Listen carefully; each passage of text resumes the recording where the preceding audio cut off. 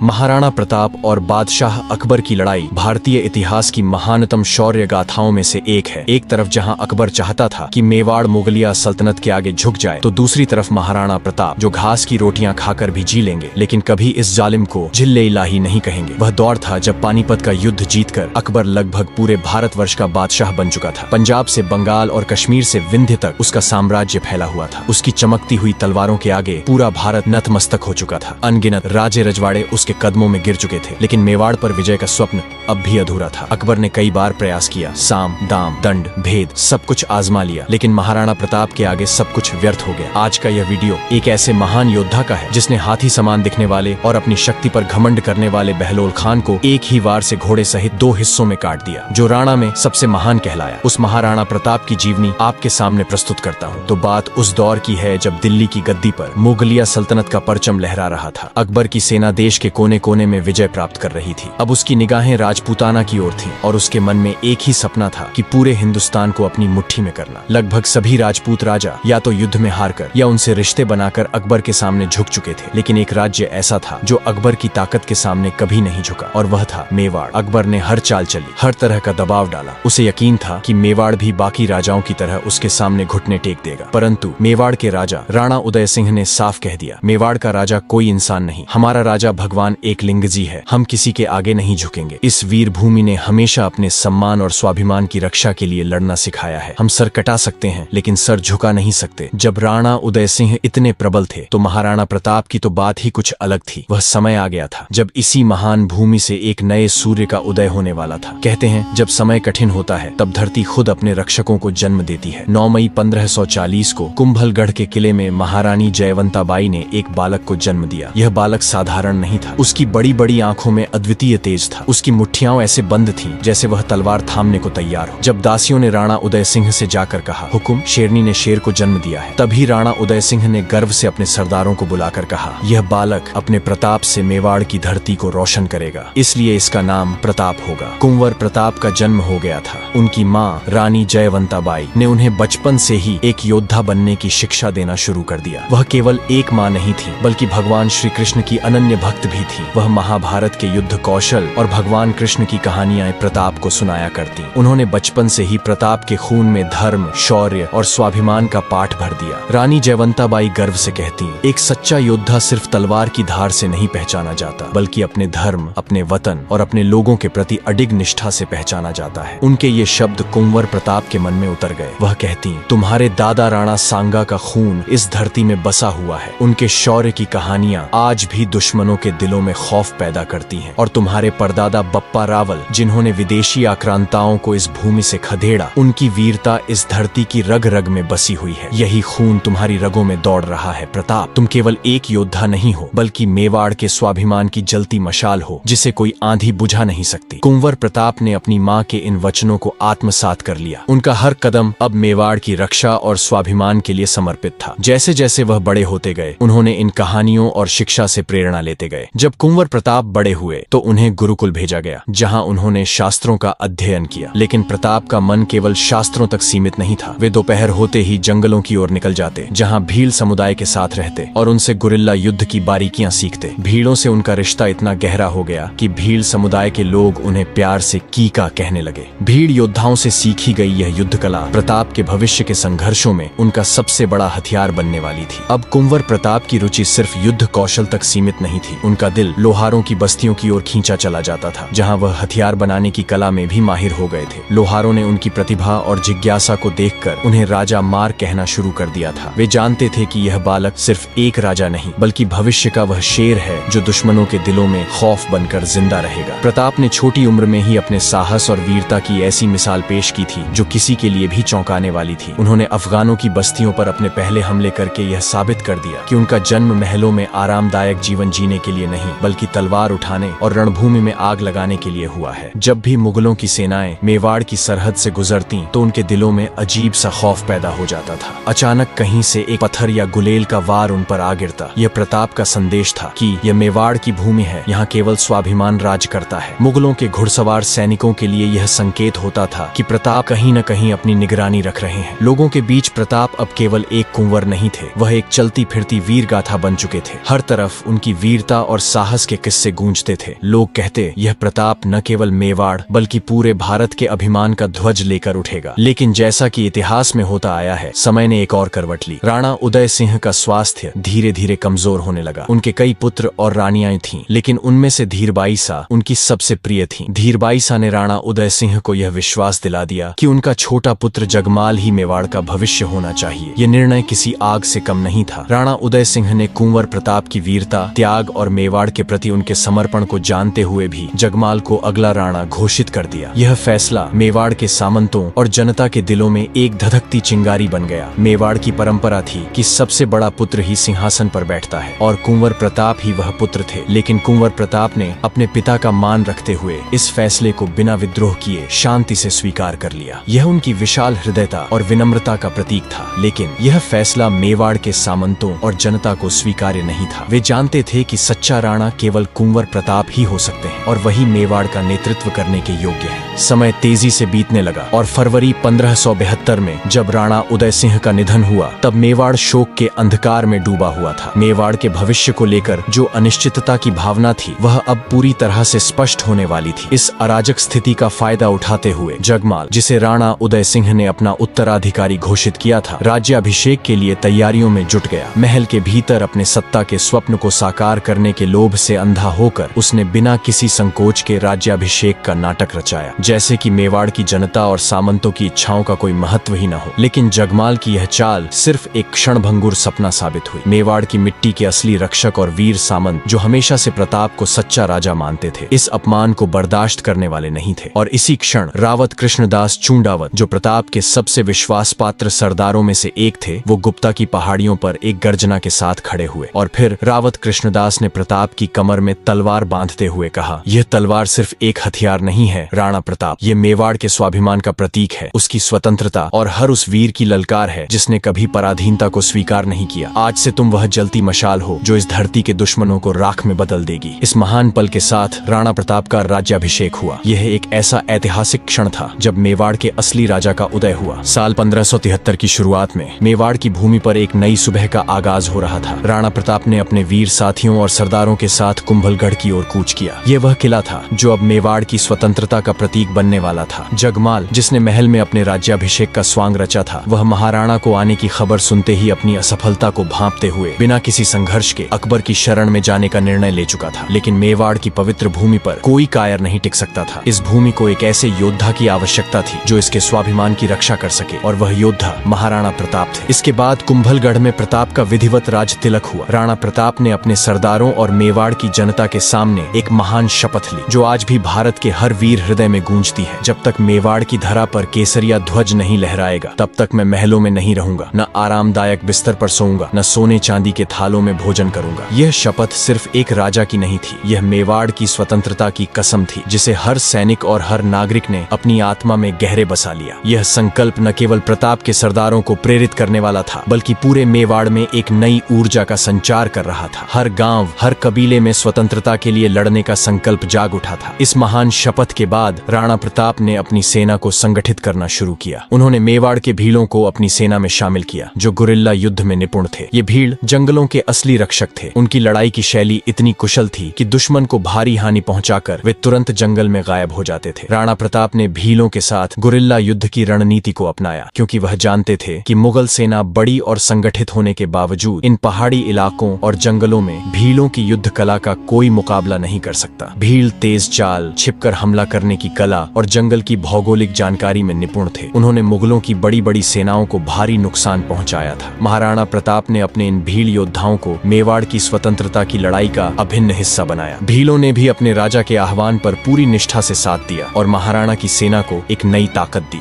लेकिन महाराणा प्रताप जानते थे कि मुगलों के मुकाबले केवल गुरिल्ला युद्ध ही पर्याप्त नहीं होगा। उन्होंने अपने राजपूत सरदारों को भी फिर से संगठित किया और युद्ध की प्राचीन कलाओं का अभ्यास शुरू करवाया। मेवाड़ के हर योद्धा ने अपनी तलवार, भाले और धनुष को और भी धारदार बनाने में जुट गया। राणा प्रताप ने पूरे राज्य में हथियार निर्माण का काम शुरू करवा दिया। उन्होंने लोहारों को दिन रात काम पर लगा दिया, ताकि उनकी सेना के लिए पर्याप्त मात्रा में तलवारें, भाले और ढालें तैयार की जा सकें। मेवाड़ के हर गांव में हथियार बनाने का कार्य चलने लगा। महाराणा प्रताप की सेना अब एक नई शक्ति के साथ तैयार हो रही थी, क्योंकि महाराणा कहीं न कहीं जानते थे कि भविष्य में उन्हें मुगलों से सामना होगा ही। ये मैं क्यों कह रहा हूँ? इसका कारण था साल 1572, जब अकबर लगभग पूरा हिंदुस्तान अपने कदमों में झुका लिया था, लेकिन एक जगह थी जिसे जीतना उसके लिए अभी भी बाकी था, और वह था मेवाड़। और मेवाड़ की असली ताकत थे महाराणा प्रताप। अकबर जानता था कि अगर महाराणा प्रताप उसके सामने झुक गए तो फिर हिंदुस्तान में कोई उसे चुनौती नहीं देगा। इसलिए अकबर ने सबसे पहले सितंबर 1572 में अपने सेनापति जलाल खां को महाराणा प्रताप के पास भेजा। जलाल खां ने अकबर का संदेश देते हुए कहा, महाराणा, अगर आप सम्राट अकबर की अधीनता स्वीकार कर लेंगे तो आपको धन, वैभव, शक्ति और मुगल साम्राज्य में ऊंचा स्थान मिलेगा। आप अकबर के मित्र और सहयोगी कहलाएंगे। उस पर प्रताप ने गर्जना करते हुए बोले कि मेवाड़ की मिट्टी कभी किसी की गुलामी स्वीकार नहीं करेगी। मैं इस धरती को पराधीन होते नहीं देख सकता। जलाल खां निराश होकर लौट गया, लेकिन अकबर हार मानने वालों में से नहीं था। अगले ही साल 1573 में अकबर ने अपने सबसे प्रिय और भरोसेमंद सेनापति आमेर के राजा मानसिंह को भेजा। मानसिंह, जिनकी बुआ हरका बाई अकबर की पत्नी थी, और मानसिंह खुद राजपूत थे। जब मानसिंह महाराणा से मिलने आए तो उदयपुर में महाराणा प्रताप ने राजपूत परंपरा के अनुसार उनका आदर पूर्वक स्वागत किया और उदय सागर झील के किनारे एक भव्य दावत का आयोजन किया गया। लेकिन प्रताप ने खुद दावत में हिस्सा नहीं लिया और अपने बेटे अमर सिंह को मानसिंह की सेवा में भेजा। मानसिंह को यह देखकर बहुत धक्का लगा। मानसिंह ने अमर सिंह से नाराज होकर पूछा, राणा प्रताप खुद क्यों नहीं आए? अमर सिंह ने जवाब दिया, पिताजी को सिर दर्द है, इसलिए वह नहीं आ सके। इस पर क्रोधित होकर मानसिंह बोले, जाकर राणा जी से कहो, मैं उनके सिर दर्द का असली कारण जानना चाहता हूँ। जब महाराणा प्रताप को यह बात पहुंची तो उन्होंने तीखा संदेश भेजा, जिस राजपूत के संबंध मुगलों से हों उसके साथ सच्चे राजपूत भोजन नहीं कर सकते। यह जवाब मानसिंह के गर्व को गहरे तक चीर गया। अपमानित मानसिंह बिना भोजन किए क्रोध में वहां से निकल गए। रवाना होते समय घोड़े पर सवार होकर मानसिंह ने महाराणा प्रताप को चुनौती दी, दिल्ली के सिंहासन को ठुकराना, सीधे अकबर को युद्ध के लिए बुलावा देना है। चाहे तुम पहाड़ों में छिपे रहो, लेकिन वह दिन दूर नहीं जब हम आमने सामने होंगे। यह खबर जब अकबर तक पहुंची और जब उसने सुना कि महाराणा प्रताप ने उसके सबसे भरोसेमंद सेनापति का अपमान किया है तो वह आग बबूला हो उठा। लेकिन वह महाराणा को एक और मौका दिया। वह अपने क्रोध को रोकते हुए भगवान दास को भेजा, जो उसके दरबार के सबसे वरिष्ठ और समझदार राजाओं में से एक थे। भगवान दास ने शांति और सहयोग का संदेश लेकर महाराणा के पास पहुंचे, लेकिन महाराणा प्रताप के लिए शांति का कोई मतलब नहीं था अगर वो उनकी स्वतंत्रता को छीन ले। भगवान दास भी वही जवाब लेकर लौटे, स्वतंत्रता से बढ़कर मेरे लिए कुछ नहीं है। बार बार महाराणा को अपने साथ जोड़ने में असफल होने के बाद अकबर ने एक आखिरी सबसे चतुर और सूझबूझ वाले मंत्री राजा टोडरमल को भेजा। दिसंबर 1573 में राजा टोडरमल खुद प्रताप से मिलने गए। उन्होंने महाराणा को समझाने की पूरी कोशिश की। अकबर का प्रस्ताव था धन, मान सम्मान, महल और हर वो चीज जो एक राजा के सपने में हो सकती थी, पर महाराणा प्रताप का दिल सिर्फ एक ही चीज के लिए धड़कता था, स्वतंत्रता। उन्होंने राजा टोडरमल से एक बार फिर वही कहा जो उन्होंने हर राजदूत से कहा था, स्वतंत्रता से बढ़कर कुछ भी नहीं है, चाहे मुझे अपना सब कुछ बलिदान करना पड़े, पर मैं कभी पराधीनता स्वीकार नहीं करूंगा। यह थे महाराणा प्रताप, जिनका हौसला, उनका जज्बा और उनकी दृढ़ता इतनी अटल थी कि 4-4 राजदूत भेजने के बावजूद अकबर उन्हें झुका नहीं सका। जब अकबर के दरबार में यह खबर पहुंची कि महाराणा प्रताप ने उसके समर्पण को फिर से ठुकरा दिया है, तब उसकी आंखों में गुस्से की लपटें जल उठी। सम्राट जिसने अपनी तलवार और ताकत से पूरे हिंदुस्तान को झुका लिया था, यह कैसे बर्दाश्त कर सकता था कि एक छोटा सा राज्य मेवाड़ उसकी सत्ता को अस्वीकार कर दे। अकबर ने अपना राज मुकुट उतारा और आकाश की ओर देखते हुए गरजते हुए कहा, महाराणा प्रताप, तुमने सिर्फ मेरे सेनापति का नहीं बल्कि मेरे साम्राज्य का अपमान किया है। अब मैं तुम्हें तलवार से जवाब दूंगा। अब वक्त आ गया है कि मेवाड़ की वह चट्टान जिसे महाराणा प्रताप कहते हैं, वो अपनी रौद्र रूप को दिखाए। इसके बाद अकबर ने अपने सबसे अनुभवी सेनापति राजा मानसिंह को बुलाया। मानसिंह, जो पहले से ही महाराणा से अपमानित और क्रोध से भरा हुआ था, वह दरबार में आते ही समझ गया कि अब युद्ध अनिवार्य है। अकबर ने क्रोध में मानसिंह को बोला कि यह अपमान सिर्फ तुम्हारा नहीं, मेरा भी है। मैं चाहता हूं कि तुम अपने साथ 1 लाख की विशाल मुगल सेना लेकर मेवाड़ पर चढ़ाई करो, और ध्यान रखना, इस बार ऐसा तूफान उठाना है कि महाराणा प्रताप का नाम और निशान दोनों ही इस धरती से मिट जाए। मानसिंह ने सिर झुकाते हुए कहा, जहां पनाह, आप निश्चिंत रहें। इस बार मैं मेवाड़ की धरती पर ऐसा रक्तपात करूंगा कि खुद अरावली की पहाड़ियां भी कांप उठेंगी। महाराणा प्रताप और उसके वीर अब सिर्फ इतिहास की कहानियों में सुने जाएंगे। इसके बाद देश के कोने कोने से अफगान, राजपूत, तुर्क और पठान योद्धाओं को बुलाया गया। 1 लाख की विशाल सेना तैयार की गई, जो हाथियों, घोड़ों और तोपों से लैस थी। उधर महाराणा प्रताप को पहले से ही अंदेशा था कि मुगल सैनिकों से युद्ध होने वाला है। उन्होंने वर्षों से इस पल की तैयारी की थी। जब मानसिंह की विशाल मुगल सेना मेवाड़ की ओर बढ़ने लगी, तो जब उनकी सेना ने मेवाड़ की सीमा को छुआ, यह खबर महाराणा प्रताप तक पहुंची। यह सुनते ही उनके चेहरे पर हल्की सी मुस्कान आ गई, जैसे वह वर्षों से इसी पल का इंतजार कर रहे हों। महाराणा ने अपने सैन्य शिविर में वीर राजपूत योद्धाओं और वीर भीलों को इकट्ठा किया। उन्होंने अपनी तलवार को आसमान की ओर उठाते हुए गर्जना की, वीरों, मुगलों ने फिर से हमारी पवित्र भूमि को रौंदने का इरादा किया है। यह युद्ध हमारे सम्मान के लिए है और आज हम इन्हें दिखाएंगे कि मेवाड़ की धरती पर कोई बाहरी आक्रमणकारी कभी भी अपनी विजय पताका नहीं फहरा सकता। ये धरती हमारी माँ है और इस माँ की रक्षा के लिए हम आखिरी सांस तक लड़ेंगे। प्रताप के शब्दों ने हर सैनिक में एक नई ऊर्जा भर दी। इससे पहले